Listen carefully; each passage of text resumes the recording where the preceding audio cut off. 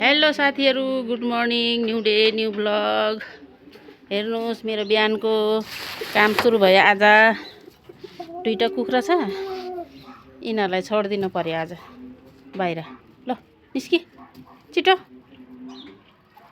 ल निस्कि निस्कि निस्कि, हिँड हिँड बाहिर। ढल खन्ने कार्यक्रम भइरहेछ। हेर्नुहोस्, हिँड्नलाई नि गाह्रो भएको छ। पुरा खनेर कहिले हो बनाउने।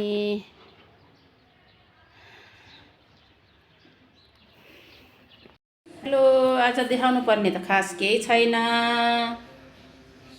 त्यही पनि आजको दिनमा म के गर्छु हेर्नु होला। लुगा धोइरहेको छु म।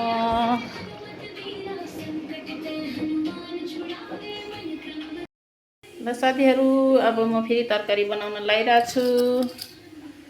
तरकारी सरकारी पाकेपछि देखाउँला हजुरहरूलाई। दिनको डेलीको यस्तै हो मेरो, खाना पकाउने, खाने, बस्ने। तरकारी पो के छ छैन।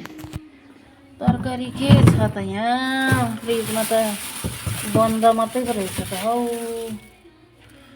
फ्रिजमा त साथीहरु बन्द मात्रै रहेछ नि। ल अब तरकारी पाकेपछि हजुरहरूलाई फेरि यहाँ हेर्नु साथीहरु, हाम्रो बाटो निस्किनै गाह्रो भएको छ।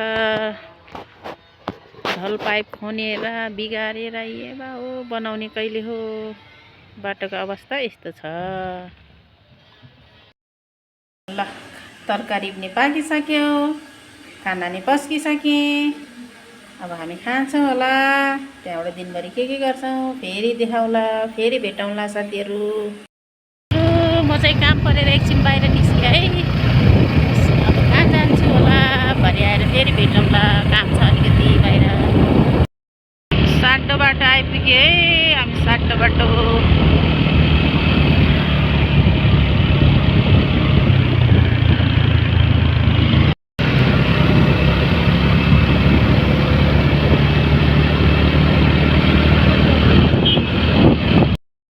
काठमाडौँको जाडो, बाप्रे बाप्रे।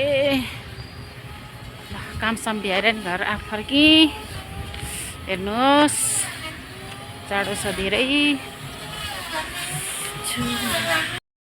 हेलो साथीहरु, म फाइनली घर पनि आइपुगेँ। आएर चिया पनि खाँदैछु, धेरै जाडो छ। आजलाई मेरो भ्लग यति नै। हेरिदिनु होला, धेरै धेरै माया दिनु होला। त्यति नै आजलाई। फेरि भेटौँला। By by.